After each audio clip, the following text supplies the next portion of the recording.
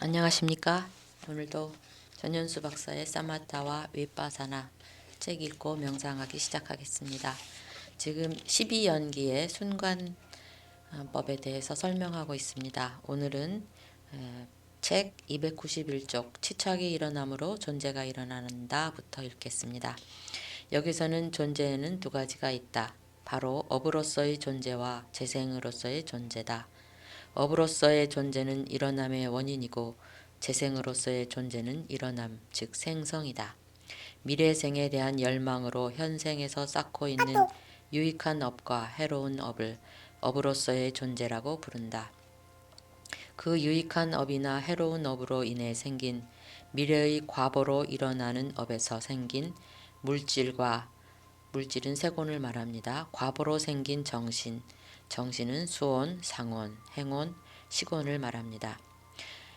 이렇게 두 가지 업에서 생긴 물질과 과보로 생긴 정신을 재생으로서의 존재라고 부른다. 재생으로서의 존재는 재생연결이다. 업으로서의 존재는 임종시의 행을 보면 된다. 임종시 행과 업은 같다고 보면 된다. 이는 의문 인식 과정의 자완화에서 식별한다. 재생으로서의 존재는 재생 연결의 오온을 식별하면 된다. 다음은 존재가 일어남으로 태어남이 일어난다. 여기서 존재는 임종시의 행과 업으로 의문 인식 과정의 자완화에서 식별하면 된다. 태어남은 첫 번째 미래생의 재생 연결의 오온이다. 그것을 식별하면 된다. 다음은 태어남이 일어남으로 늙음과 죽음이 일어난다. 태어남은 첫 번째 미래생의 재생 연결의 오온이고 늙음과 죽음은 첫 번째 미래생의 늙음과 죽음이다. 늙음과 죽음은 두 가지로 식별할 수 있다.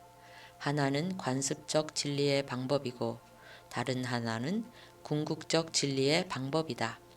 관습적 진리의 방법은 재생 연결 후에 늙고 죽고 슬픔, 비탄, 신체적 고통, 정신적 고통, 절망을 겪는 것을 파노라마처럼 보는 것이다.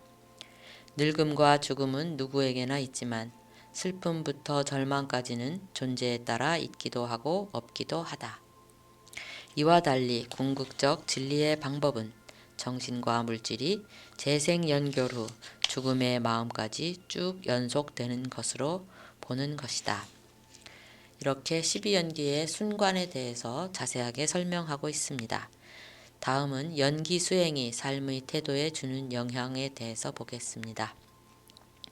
이렇게 5가지 전생에 대해 12연기를 식별함으로써 연기 수행을 마친다. 우리는 과학의 시대에 살고 있어 우리의 감각기관으로 인식하지 못하는 것은 없다고 생각하는 경향이 있다. 그래서 전생은 없다고 생각하곤 하는데 실제 수행을 통해 전생을 보고 나면 그 생각이 없어진다. 그렇다고 전생을 과학적으로 증명할 수 있는 것은 아니다. 수행을 하면 붓다 이래로 많은 수행자들이 경험으로 체험한 것에 대해 믿음이 생긴다. 적어도 전생이 없다고 생각하지는 않는다. 생들이 연결되어 있다고 믿고 이 생은 계속 연결된 생 가운데서 짧은 생에 불과한 것이라고 생각한다. 이런 바탕에서는 우리 삶의 문제들을 이 생을 토대로만 설명하려 들지 않는다. 정신 분석에는 모든 것을 부모의 영향, 어렸을 때의 영향으로 설명하는 경향이 있다. 이래서는 자칫 잘못 볼 수 있으므로 그렇게 보지 않고 실제 무엇이 일어났는지를 보려 해야 하고 모르면 모른다고 해야 한다. 모르는 것을 모른다고 하는 것도 지혜다. 모른다는 것을 분명히 알고 실제를 보려고 노력하면 된다. 이런 자세로 살아가면 어설프게 단정하면서 살지 않게 되고 삶이 확실하게 굳건한 토대 위에 서게 된다. 비록 시간은 오래 걸리지만 잘 흔들리지 않는 삶의 토대가 구축된다. 존재의 여러 영역에 걸쳐 윤회한다는 것을 알면 인간 중심의 삶에서 벗어나게 된다. 동물을 대하는 태도도 달라진다. 남에게 해를 끼치면 반드시 그 과보가 내게 온다는 것을 알기에 남에게 절대 해를 끼치지 않게 된다. 기꺼이 다른 존재를 돕는다. 지금 이 세상이 내가 다시 돌아와 살 수 있는 세상이라는 생각도 한다. 주위에서 불교 수행에 열심인 사람들을 보면 대개 윤회를 믿고 있다. 윤회를 믿으면 이 생을 보는 관점이 달라진다. 이 생을 즐기기보다 다음 생을 준비하는 것에 가장 큰 우선순위를 둔다. 중요하게 여기는 삶의 요소가 달라지고 수행에 절박해져서 한눈 팔지 않고 언제나 수행을 한다. 그리고 윤회가 있다고 믿으면 절대 스스로 목숨을 끊지 않는다. 프로이드는 인간은 쾌락을 추구하는 본능과 죽음의 본능이 있다고 했다. 사람은 누구나 힘들면 편안해지기를 바란다. 힘든 것이 없기를 바란다. 그래서 죽었으면 하는 마음이 드는 것이다. 살면서 죽고 싶다고 생각을 한 번도 안 한 사람은 없을 것이다. 그러나 윤회를 믿으면 자기가 처한 상황이 어떠하든 목숨이 붙어있는 모든 순간에 마음을 다스리는 수행을 하게 된다. 물질과 정신, 연기를 보는 수행을 하면 죽음을 보는 눈도 달라진다. 죽음을 두려워하기보다는 어떤 상태에서 죽느냐를 두려워한다. 파욱 수행에서는 죽음 명상에서 자신이 이 생에서 언제 죽는지를 본다. 물론 미래는 변할 수 있다. 인연이 다하면 이 생은 끝난다.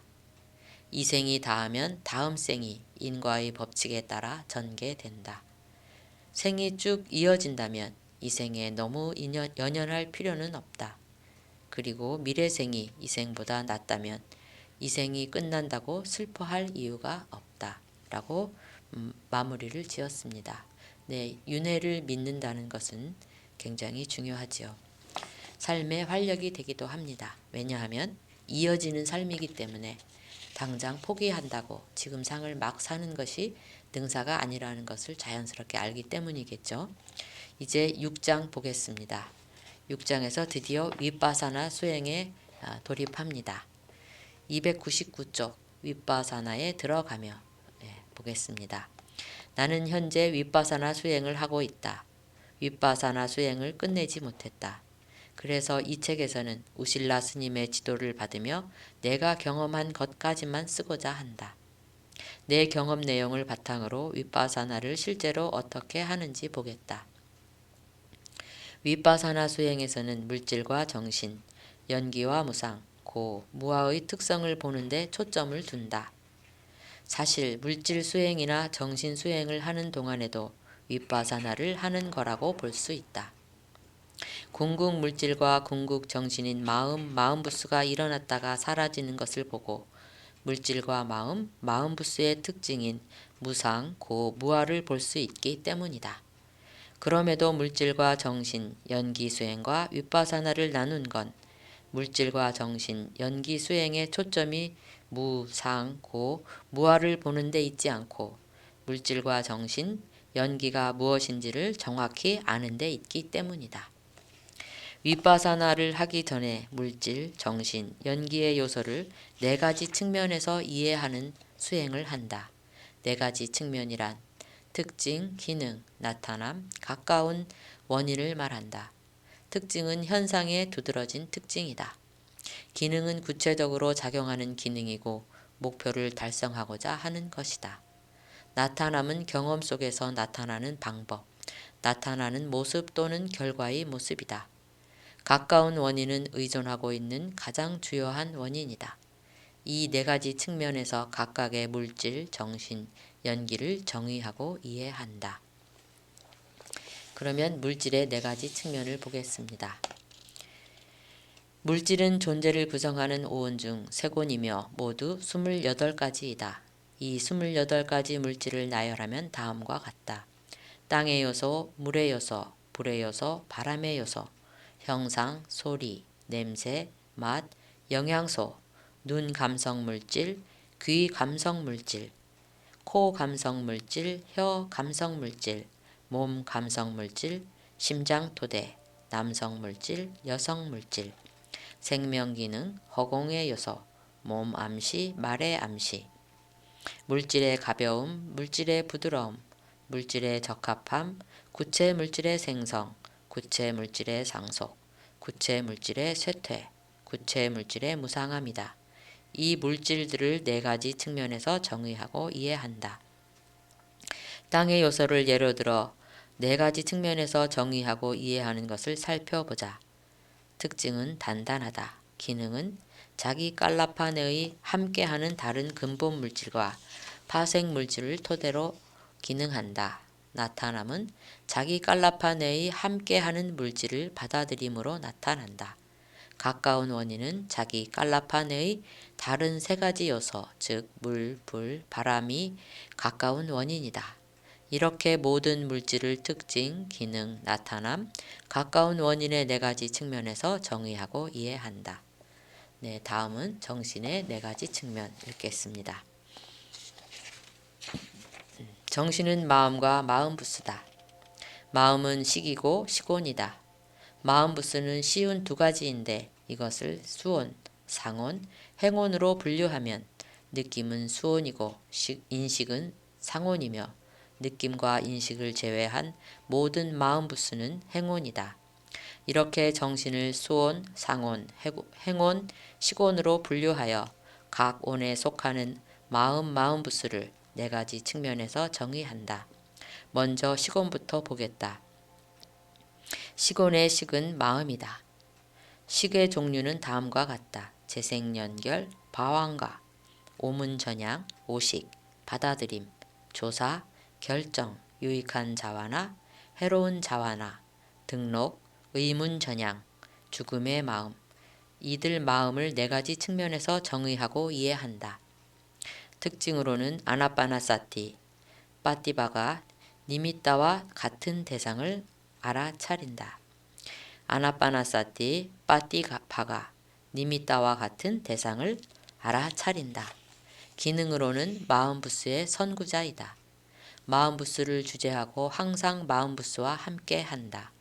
나타남은 과정의 상속으로 나타난다. 가까운 원인으로는 정신과 물질, 마음부스와 토대인 물질, 토대와 대상이 가까운 원인이다. 왜냐하면 마음은 마음부스와 토대인 물질이 없이 혼자 일어날 수 없기 때문이다. 수온은 느낌이다. 느낌은 육체적 즐거움, 육체적 괴로움, 정신적 즐거움, 정신적 괴로움, 평온의 5가지가 있다. 느낌도 마찬가지로 네 가지 측면에서 정의하고 이해한다. 육체적 즐거움을 예로 들어보면 다음과 같다. 특징은 원하는 감촉을 경험한다. 기능은 함께하는 정신들을 활기차게 한다. 나타남은 육체적 즐거움으로 나타난다. 가까운 원인은 몸의 기능이 가까운 원인이다. 수온의 나머지 요소도 이와 같이 네 가지 측면에서 정의한다. 상호는 인식이다. 인식을 네 가지 측면에서 정의하면 다음과 같다. 특징은 대상의 특성을 인식한다. 기능은 과거에 인식했던 것을 생각해낸다. 또는 목수가 목재에 표시하듯이 다시 인식할 수 있는 원인이 되는 표상을 만든다. 나타남은 번갯불처럼 대상을 꿰뚫지 못하기 때문에 마치 장님이 코끼리를 만지듯 전에 감지했던 특성에 따라 간단하게 이해하려 드는 행위로 나타난다. 가까운 원인은 어린 사슴이 허수아비를 보고 사람이라 인식하듯 대상이 어떻게 나타나는지 나타난 대상이 가까운 원인이다. 네, 이렇게 수온까지 살펴보았습니다. 오늘도 현재에 집중하는 삶, 드디어 위파사나를 시작했습니다.